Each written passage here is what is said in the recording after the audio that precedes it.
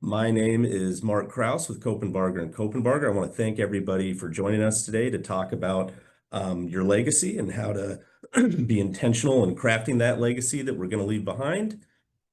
I'll be joined by Chaz, who's the CEO of Lifestyle Financial as well. And I want to thank him for being with us.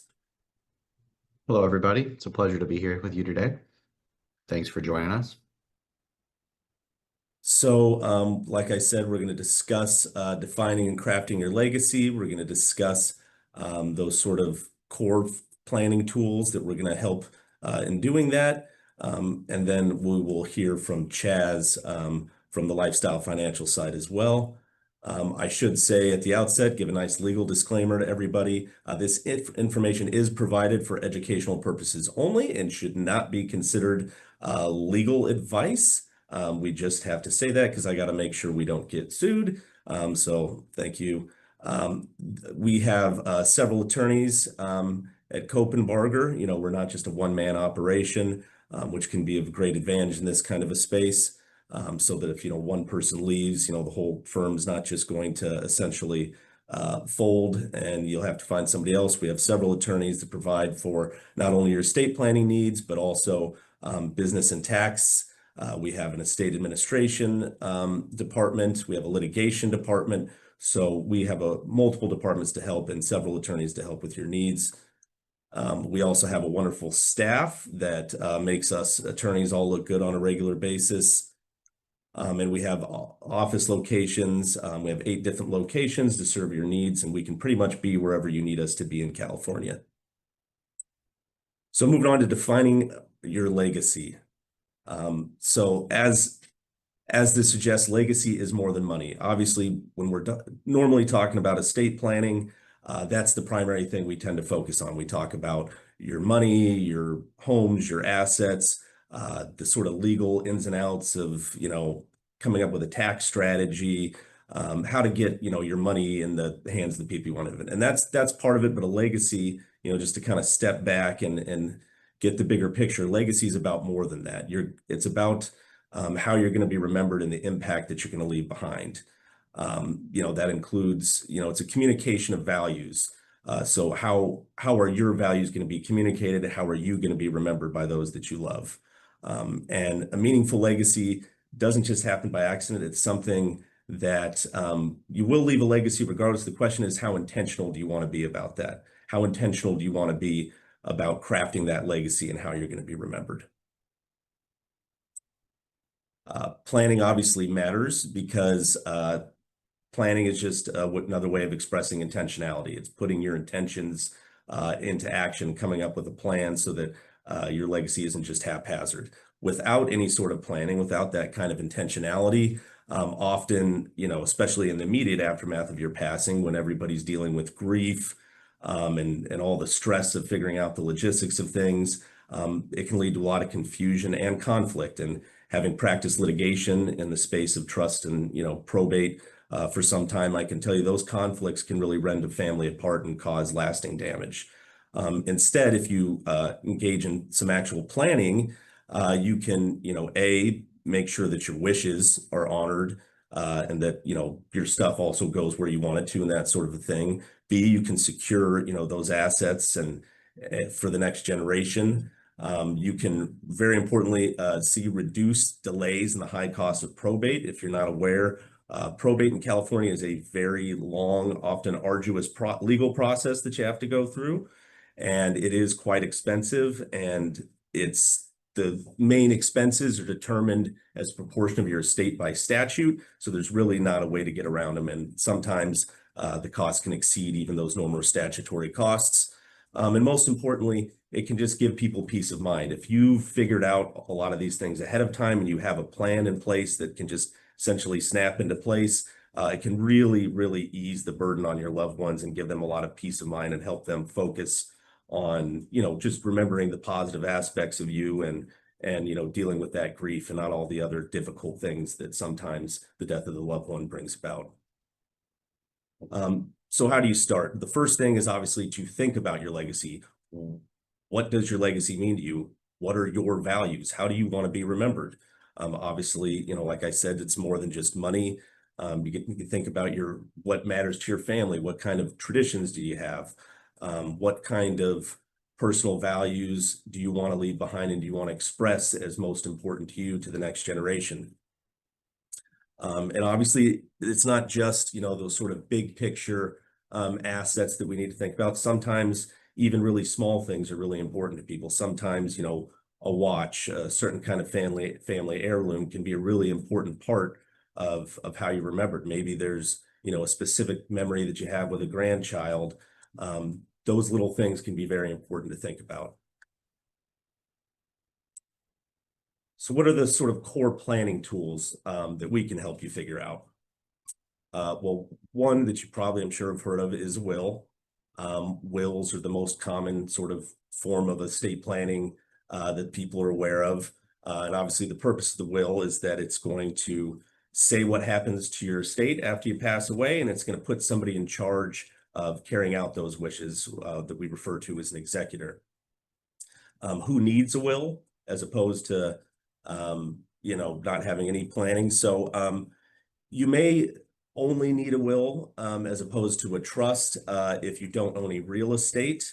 If your overall value of your estate is going to be less than $208,850. If you were more familiar in the past with the $184,500 figure, that was the old threshold for whether or not your estate has to go through a full probate. That has been updated as of April of this year. It's now $208,850. And one thing that people often miss as an important aspect of a will is if you're a parent of a minor child. The issue is without any sort of estate planning, if both parents pass away, then those parents have no say over what happens to those children at all. You have no say in who's going to be the guardian afterwards. If you prepare a will, you can include something called a nomination of guardian that'll nominate somebody ahead of time to take care of your kids, to be the guardian of your kids if you pass away. So that's a really important aspect of estate planning that people sometimes don't think about. Sort of the downsides, of just having a will. A will is going to have to go through probate in most cases, and in most cases a full probate. Now, it won't be an intestate probate, which is the kind of probate you go through if you have no estate planning. But if you have a will, it's still going to have to go through probate, and you're going to have to use the court system, which is still going to be very long and expensive. Something that people don't typically think about is that if you do have to go through that court system, everything that gets filed in that probate case is going to be a matter of public record. I can go on, for instance, if it's in Orange County, I can go on the Orange County Court website and I can pull all sorts of documents from all sorts of probate cases whenever I want. So if you don't want all the information about your estate to essentially become a matter of public record, then a will isn't necessarily going to help you with that aspect. It also provides very limited ability to do any sort of tax planning. It will carry out your basic wishes, but again, there's a lot of limitations on it, and it's important to note that it only covers certain assets that are subject to probate. There are other assets, like if you hold property in a joint tenancy, or if you have accounts that are beneficiary designated that may not have to go through probate, and in that case, the will actually won't cover what happens to those assets. Those joint tenancy, holding title and joint tenancy and beneficiary designations will control over your will. Obviously, an estate planning tool that we promote a lot and that we're here to help you with, that's very valuable, is living trust. Hopefully, you're all familiar in general with the living trust, but the purpose of it is that it's going to be able to set up rules for who's going to be in charge of your estate, what's going to happen to all your stuff, both while, when you pass away and if you just become incapacitated while you're still alive. That's an important aspect of doing estate planning, is providing not just what happens when you pass away, which is all a will is good for, but also what's going to happen if you ever become incapacitated, if you ever have a traumatic brain injury, or if you develop dementia or Alzheimer's or something like that. Who needs a living trust? As was suggested in the previous slide, if you're a homeowner, then that's a good indication that you're going to want to have a trust and put that home in the trust. If you have an estate that's over that threshold of $208,850, then you're typically going to need a trust in order to avoid having your family have to go through a full probate when you pass away. And something people don't think about, again, too often is if you hold real estate in multiple states, that's especially an issue where you're going to want to have a trust, because if you're going to have to go through probate, the California probate court only has jurisdiction over property in California. So if you have a California property and say another investment home or vacation home in Montana, then you're likely going to have to open two different probates in two different states in order to take care of that, even if you have a will. So that's a situation where a trust can really help you out. And again, families with minor children or dependents with special needs. These are situations where a trust can be really helpful and give you a lot more tools in order to sort of craft the plan that you want and provide for those minor children and dependents with disabilities or special needs. So advantages of living trust. Obviously, the biggest one is that it avoids probate. But like we said earlier, it also protects your privacy. Unless somebody, for some reason, brings some sort of litigation about your trust, then it can be administered typically with zero court involvement whatsoever, which means everything in the trust remains confidential. And it's not a matter of public record. It can, like I said, address what happens to you and provide for you to be taken care of should you ever become incapacitated. And in so doing, it can avoid the need for court-involved guardianships and conservatorships and things like that, which can be very costly and inconvenient and it can also, essentially put you in the same situation where things are becoming a matter of public record. It saves a lot of time and money in terms of administering a trust. A typical probate in California, best case scenario is it's going to take you about 1.5 years to get through administering that trust. And that's, or a will, I should say. If you have to go through actual probate, it's going to take at least about 1.5 years, best case scenario, to get through that. Whereas a trust oftentimes can be administered in a much shorter timeline, usually, sometimes even 6 months or less. And obviously the cost is going to be way more expensive to go through the probate court system typically. But something you need to remember about a trust is it only protects what it owns. That means you need to be attentive, and I've done a seminar recently about this. You need to be attentive to make sure you're actually funding the trust with the assets that you want in the trust. And if that's something that you have questions about, like I said, I did recently do a seminar just about funding your trust. So that's something that we'll have in our video library that you can look up as well. Letters of instruction are another tool. They're a little sort of less formal than a trust, but it's usually something that we advise people to have in their sort of estate planning binder. And there's all sorts of things you can do with a letter of instructions. You can include burial instructions in there. You can provide a list of people that you want notified when you pass away, along with their contact information. You can provide the location of all sorts of important things, documents, where you have safe deposit boxes at, where things are in those, safe deposit boxes or storage facilities or things like that. With our trusts and the way they're drafted, you can use a letter of instruction to provide for specific distributions of what we call tangible personal property. That means personal property items that you can touch. So memorabilia, furniture, jewelry, any of those sorts of things, you can actually provide a list of specific gifts and a letter of instruction that will essentially be incorporated by reference into your trust and will be legally enforceable. And you can also include ways to access important accounts. One thing that'll be really important that I'll mention again later on, digital assets. If you have any crypto,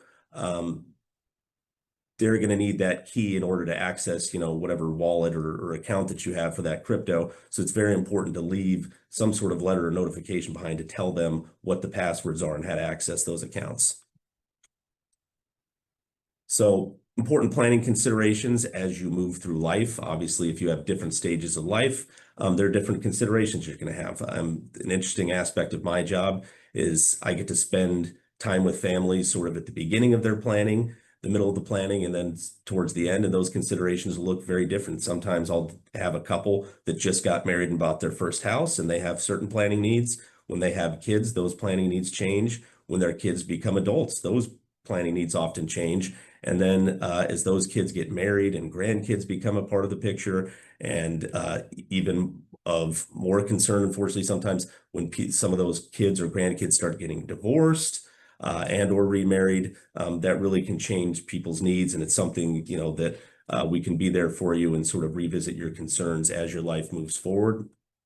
Uh, if you're ever going to move, it's a good time to think about reviewing your estate plan. One, you again will always want to make sure that your trust is fully funded. That means that all the assets are in the trust, in the name of the trust, where they're supposed to be. You want to make sure that your trustees, and all your decision makers in your estate planning documents are still the decision makers that you want in place. And you want to make sure that the beneficiaries, the people who are going to get your stuff after you pass, are still the people that you want to get your stuff.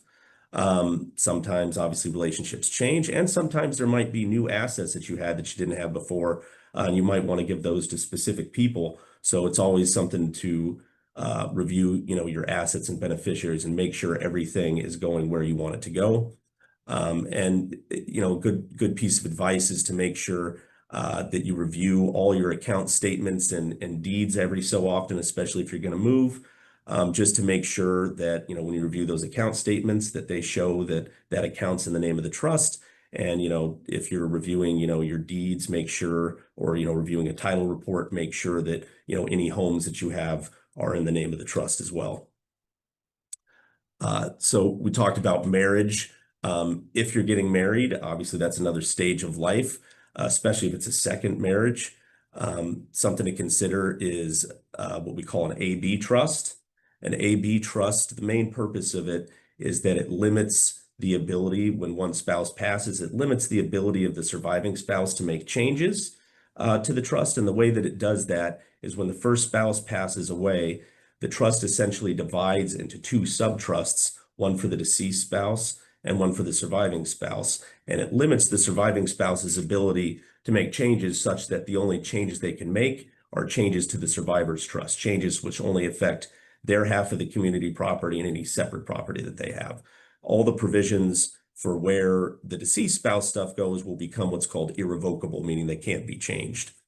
So in that way, it does protect at least 50% of the estate. Sometimes our founder Lloyd refers to this as anti-gigolo, anti-floozy provisions. And obviously what he means by that is if the surviving spouse gets remarried, they might want to change where some of their stuff goes. They might want to write in the new spouse to the trust, possibly even write in, stepchildren. But an AB trust essentially restricts their ability to make those changes so that those changes won't affect the half of the community property and any separate property of the spouse that's passed away. So in that way, it can help ensure wealth stays in your family. If you're the first spouse to pass away, at least your half of the stuff. Another thing it does is it maximizes your ability to sort of take advantage of the current threshold of the estate tax limit, which right now is 13.99 million, and it should be going up next year as well, once the big beautiful bill sort of gets passed in its finality. And the way it does that is it essentially allows you to potentially double up on that lifetime exemption and using it upon the death of the first spouse and then using it for the second spouse afterwards. So divorce, obviously, just like marriage, divorce, the dissolution of marriage is another time where you definitely are going to want to come in and review your estate plan. If you have a joint trust with a spouse, that's something that we're going to have to essentially disentangle once, we figure out where your assets are going to go. So it's definitely something to be concerned about. Make sure that if you do get divorced, that we, update all your trust accordingly and disentangle your estate from your spouse. It's also something, just to plan, again, if you eventually get remarried, you might want to put certain kinds of, not just an AB trust, but there's other kinds of remarriage protections and provisions we can put in place that are worth thinking about. And obviously, in terms of distribution, blended families and bonus kids are something that you're always going to have to think about in those situations. So if either one of those things are coming up, a marriage or a divorce, that's definitely a time to review your estate plan and figure some things out with us. Look at this next slide. Boy, does that guy look like a creep. Creditors, predators, and divorce. I'm going to say that this guy is likely a predator based on just how he looks. So you're going to want to avoid guys like him. And one of the ways that we help you do that in terms of an estate planning tool is we call these generation skipping provisions. You may have heard of generation skipping trusts before. Essentially, what we're able to do with those is use sometimes we refer to them as lifetime trust provisions as well. It's essentially a way to make distribution to your beneficiaries that's different than just the straightforward, I'm just going to leave you money and you're going to get a check or a wire transfer or something. Instead of just simply giving them their inheritance in what we call outright and free of trust, we can set up a sort of lifetime trust for that beneficiary that will be around for the course of their entire life. And essentially, it's able to protect them from all these creditors, predators, and divorcing spouses. Really, what it's there to do is protect them from any sort of legal action that could be taken against them as an individual, because that lifetime trust will be its own separate legal entity. And so by holding the assets in that lifetime trust, they essentially won't own them. You can still, if you choose, have them be the trustee of that lifetime trust, your particular beneficiary. And in that way, there will be no meaningful restriction as to how they use those assets. But so long as they keep the assets in that lifetime trust, any legal action that's taken against them as an individual will not be able to attach to anything in that lifetime trust, whether that's a divorcing spouse. Anything in that lifetime trust will not be subject to division in a family law scenario. If they had to, God forbid, go through bankruptcy, the bankruptcy trustee won't be able to get at anything held in that lifetime trust. And even if they just have a personal lawsuit, any award of damages against them as an individual will not be able to attach to anything in that lifetime trust. So it's a pretty valuable planning tool. And it's a pretty valuable tool for ensuring that wealth stays in your family, regardless of the vicissitudes and conflicts that are, visited upon your beneficiaries. There's all sorts of special types of planning that are worth talking in more detail about, making an appointment and actually talking with us. There's life insurance planning that's, utilizing the various kinds of life insurance tools that are available to engage in that kind of planning. There's standalone retirement trusts. Pet planning can be a special area of concern if you want to provide for what's going to happen if a pet survives you.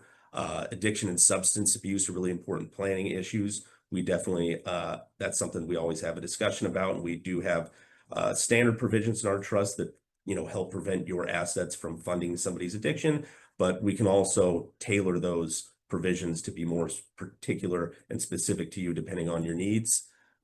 Minors trust, controlling the money that's going to be available if any of your beneficiaries are minors, is again something that's really important. We already touched on remarriage protection. Planning for rental properties, special needs trusts are very important things that I'm going to talk about in a second. Education trusts, providing money if you want money to be available for either your children or your grandchildren to be able to use for their education. That's definitely something that we can tailor to your needs as well. And in general, just planning for the next generation. So as I discussed, an SNT stands for either a special needs trust or a supplemental needs trust. They're basically the same thing. And this kind of planning is really important if you have a beneficiary that collects certain kind of government benefits like Social Security, disability. You're really going to want to be intentional about this because, as you may or may not know, there's issues that are going to come about if the beneficiary that has receives those government benefits suddenly comes into a sizable inheritance. The first issue is that coming into that money may adversely affect their ability to continue to collect those benefits. They may reduce or even cancel their ability to collect those benefits. And the other thing is oftentimes those benefits can be subject to government clawback if that person suddenly comes into a sizable amount of money. The government keeps a tally on those Social Security disability benefits. And if you suddenly inherit, $1 million, the government remembers what you owe them, and they're going to potentially take that back unless you do some specific kinds of planning for that. And so what we're able to do, in these kind of cases is set up supplemental needs planning so that we can protect that money to where it does not result in either losing benefits, reducing benefits, and most importantly, so it doesn't result in the government being able to claw back any of that money. As you make these changes, it's really important. This is not a DIY scenario. Please, please do not write all over your trust to change it. And this is not a do-it-yourself scenario.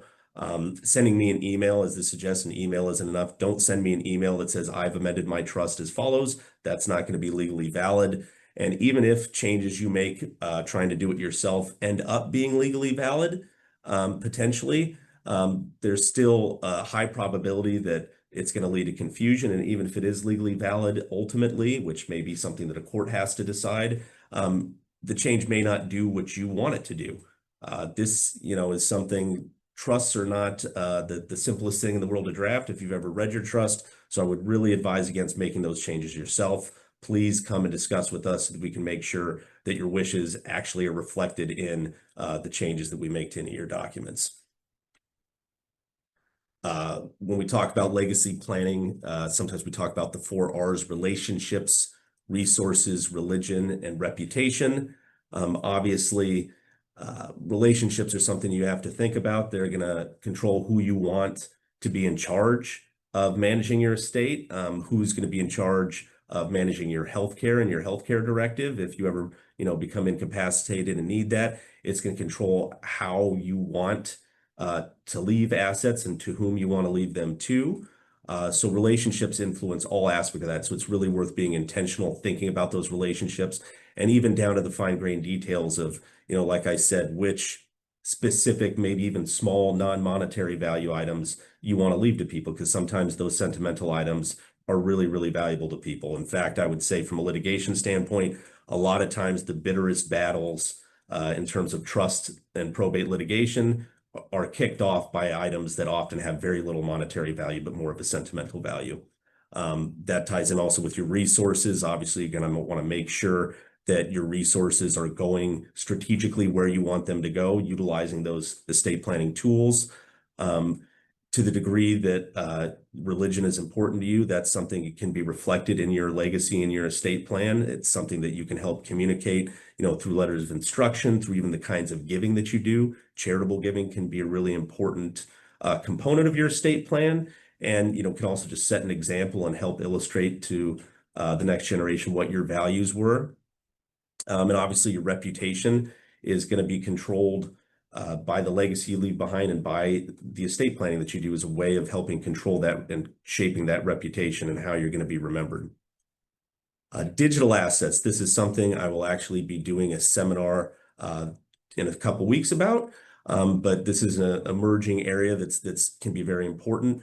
Our trusts, our current version of our trusts and our durable power of attorney provide digital asset sections that specifically allow your trustees, and in the case of assets maybe not held in the trust, the attorney in fact under the durable power of attorney, to exercise control over these digital assets like social media accounts and various other things. It's very important because when you pass away, or it may be important for somebody to be able to access your email, to access those social media accounts. And if you want to leave people with that ability to access those accounts and control those accounts, it's something you're going to need to do some planning to do.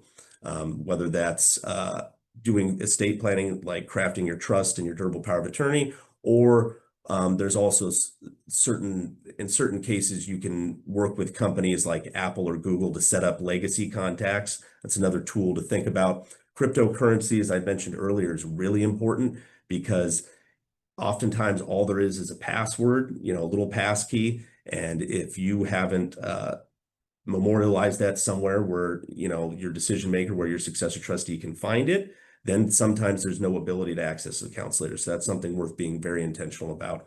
And then there's all sorts of ways where we can utilize, the sort of digital sphere to help preserve a lot of these mementos that we have. I know my wife right now, on a bookcase in our kids' room, we have photo albums that are over 100 years old that I still need to get digitized for her. That can be really important because otherwise it's really hard to, keep some of these memories alive.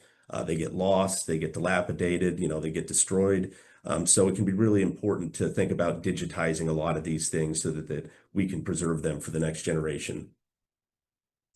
At this point, I'm going to turn things over to Chaz with Lifestyle Financial.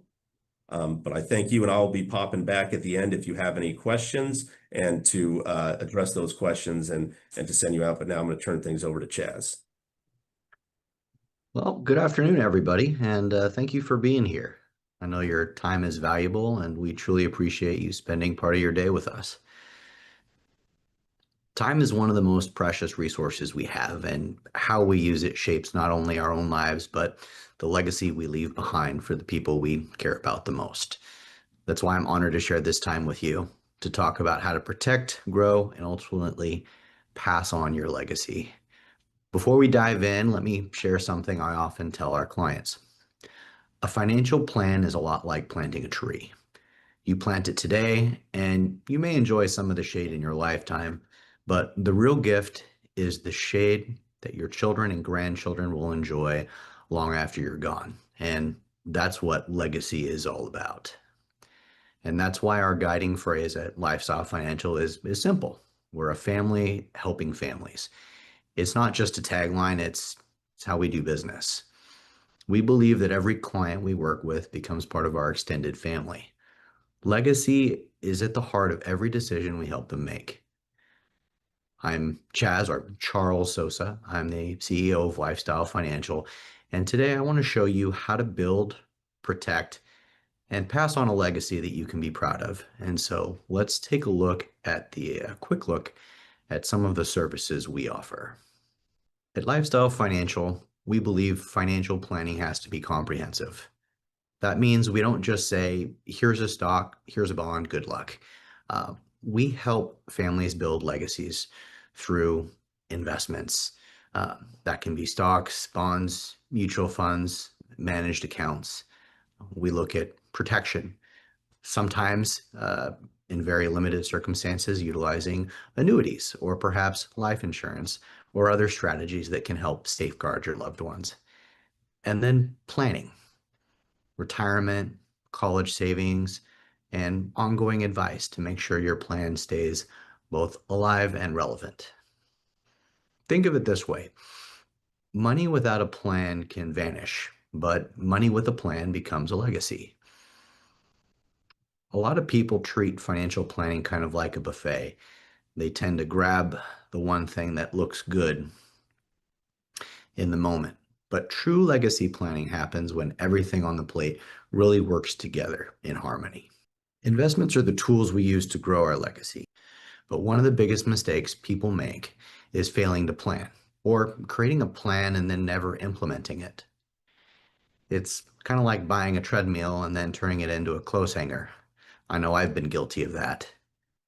It looked like a good idea, but it's not building any kind of legacy if you're not using it. Markets are always shifting. Most people don't have the time or the expertise to stay focused on every change, and that's okay. That's why we're here, to do the heavy lifting so you can focus on your life and your family, things that are more important. I had a client once who jumped in and out of investments based on every headline. I was talking to him on just about a daily basis. Their portfolios kind of started to look like it had motion sickness.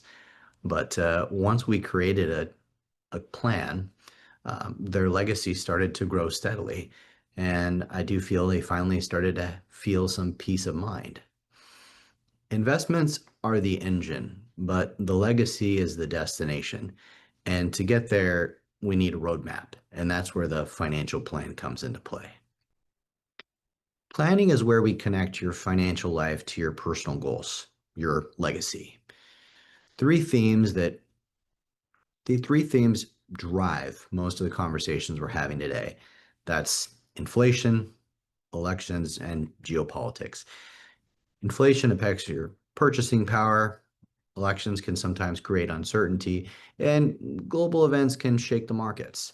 But here's the truth. Reacting with panic doesn't build a legacy. Planning with perspective does. So let me ask you, how many of you have seen a headline that's made you nervous? And how many of those headlines have actually changed your long-term goals or the legacy that you want to leave behind? Probably not many. And that's why we anchor everything to a process that not only grows your wealth, but also protects and positions it for the next generation. At Lifestyle Financial, we always like to remind our clients, you're not rewarded for timing the market, but you're rewarded for time in the market. It is important to stay the course, although there are times where making adjustments is necessary and important. At Lifestyle Financial, our process is built on education. Now, why is that? That's because a legacy isn't just about leaving money, it's about leaving confidence, knowledge, and peace of mind to your family. Our process creates discipline, education builds understanding, and that understanding helps build confidence so you can pass along not just assets, but also wisdom. We always tell our clients you don't want to leave your kids guessing. You don't want to leave them, you want to leave them a roadmap. And that's what we're here to help you create, a process that not only secures your life today, but empowers the people you love tomorrow. As we look ahead, remember this: legacy is a long game. We've entered a new investment cycle, and while history doesn't repeat itself, I like to think it often rhymes. And that's why we like to focus on consistency, because time in the market beats time in the market every single time. Think of it like planting a tree. The best time to plant a tree was 20 years ago. The second best time is today. And the legacy of that tree, shade and fruit that future generations get to enjoy. And that's exactly how wealth and legacy work. Consistency today creates blessings tomorrow. And so, as a thank you for attending today's webinar, we'd like to offer a free consultation. So that's your opportunity to talk about your family's goals, whether it's retirement, college planning, protecting loved ones, or thinking about the legacy you want to leave behind, financially speaking. And so we will have that information here in some of the following slides. But I just want to let you know that at Lifestyle Financial, we're not just about numbers, we're about people. And when my grandparents introduced me into this career, that was one of the foundations or pillars that I like to think about. And they said when I first started that your job here is helping people. And that always stuck with me. And it's really neat when we can help families build legacies that last. So with that being said, I'm going to turn it back to Mark, and I think we'll be opening it up to Q&A. But thank you. Conclusion, how can we help? So before I get to the questions, just to sort of wrap up these considerations, rather than having to figure all this stuff out yourself, like if you were to, try to, utilize some sort of do-it-yourself, way to, do estate planning or something like that, we're here for you. We have experience, not just professional experience, but a lot of us have life experience. And, you can schedule time with us to really talk through these things and help you intentionally craft a legacy.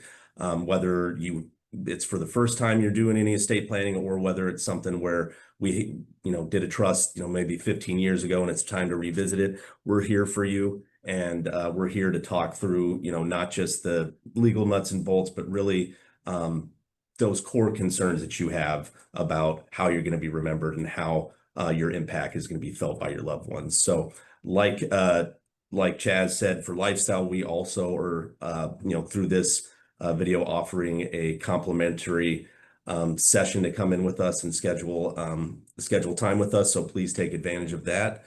Obviously, why Copenbarger? Unlike some firms, we have a full staff of attorneys, right now 10 full-time attorneys. We've been around since 1979, and part of the point of having those 10 attorneys, we plan on being around for another 40 some odd years, if, so long as the Lord wills it. We have lots of attorneys with specialized experience in tax and other sort of estate planning fields. And like I said, we also have multiple departments, not just estate planning, but business and tax departments, especially important if you have like LLCs or investment properties. We have a full staff of over 45 people that are really great at what they do. And we have 8 office locations, and we can meet over Zoom. We can meet you wherever you're at pretty much in California. And we do serve clients outside of California as well. So I'm going to leave this up here. One thing I really want you to make sure to do is to fill out the digital evaluation. Please let us know how we did. Your feedback is very, very important to us. So I'm definitely going to leave this up here, and there's also some of our contact information. And now I'm going to try, along potentially with Chaz's help, to answer some of your questions. So I am, what do you think, Chad? Should I open up the Q&A first or the chat first? Yeah, let's open up the Q&A. I actually have it up so I can read the questions if you'd like. Okay, perfect. Yeah, why don't you go ahead? Yeah, so our first one is it true that the best protection from creditors is to set up a land trust for each property in one state with the beneficiary being an LLC in another state with the LLC beneficiary living in a third state? I'm going to be honest and say that that seems on its face like a pretty complicated strategy. I don't think I've had that specific strategy posed to me before. I would say that that may be overcomplicated, and I'm not sure exactly that that would be the best way to protect anything from creditors. I will say the advantage of an LLC in general, obviously, is it doesn't close off any liability, but it can certainly limit liability to, if say you have a rental property that you're using as a rental property, the benefit, of course, of holding it in general in an LLC is that if any lawsuits or anything arise out of that property, then it'll limit the ability of the people suing you in connection with that to only the assets held in that LLC. So an LLC in general can help shield things sometimes to some extent from creditors if you're limiting. It can limit creditors that are related to that specific legal entity, that LLC, to only coming after the assets in that LLC. But I'm not sure about what the benefit would be for, adding in the LLC being a beneficiary in different states. So I'm not sure about that. That sounds like something that if we have really particular fine-grained concerns, that it's probably best to utilize that appointment and not have a sort of one-size-fits-all answer. I would want to know probably a lot more information before and potentially come up with a strategy that's kind of particularly tailored to you. So next. So Kevin asks if the primary assets are just a home and financial accounts, could setting payable on death on the deed and accounts be an option? It's certainly an option. You can certainly handle certain things that way. That I would say that there are often drawbacks to doing certain things that way. But again, it depends on your situation. And again, that's why it's worth probably scheduling time to actually talk through it. But for instance, if you're if something changes about those beneficiaries you designated, or if you just hold a house in, joint tenancy, and are relying on that, things can go wrong with that, especially if, somebody unexpectedly, one of your beneficiaries passes away before you. A trust can sort of provide for any of those circumstances for what happens if any of those things happen without necessarily having to revisit it. So a trust is just going to be a lot more versatile as a tool. So I would want to before, sometimes those assets can help avoid probate, but there are a lot of considerations that might be missed by limiting your strategy to just beneficiary designations. I think that's it for the Q&A, but I think there may be some questions in the chat. I'm just going to look. And obviously, if anybody at this point wants to send us a question through the Q&A or the chat, I'll definitely hang around for another minute or so if there are any other questions. We don't have anything in the chat. Yeah, okay, I'm looking. So I'll hold on for another minute or so. Like I said, even if there are no other questions at this point, a lot of these things, especially like I said, as they get fine-grained enough, they're really questions that are best addressed in an appointment rather than we don't give a one-size-fits-all estate planning strategy for everybody. It really depends on your individual needs and the individual factors of your finances and your values in your life. So I invite you to take advantage of that free appointment, both for us and for Lifestyle. And please, like I said, fill out, if you wouldn't mind, the digital evaluation utilizing that link, because your feedback is very important to us. I'll give it another minute. Looks like we have another Q&A. Does the parent-child step-up and basis exclusion become exempt in an LLC? I think what you might be referring to is the parent-to-child exclusion. from having, property taxes reassessed when the transfer of the property is from a parent to a child.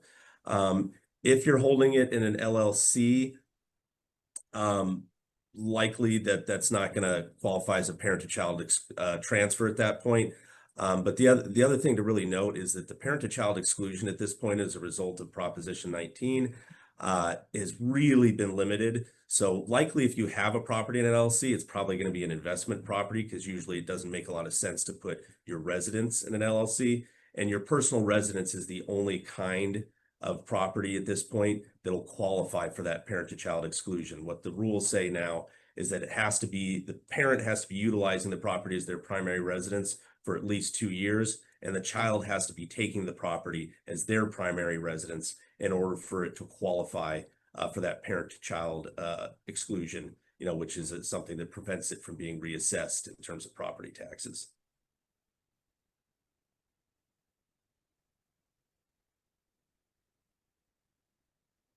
Okay. Well, with that, it looks like that's probably all the questions we're going to have for today. But like I said, please take advantage of scheduling that free appointment with Copenbarger and, with Lifestyle as well. And I'd be really happy to address any of your concerns in a more specific face-to-face basis. And it'd be a real pleasure to meet you folks. Thank you very much. Like Chaz said, I know your time is valuable, and thank you very much for spending some of it with us today. We really appreciate it. All right. Thank you, everybody. It's been a pleasure.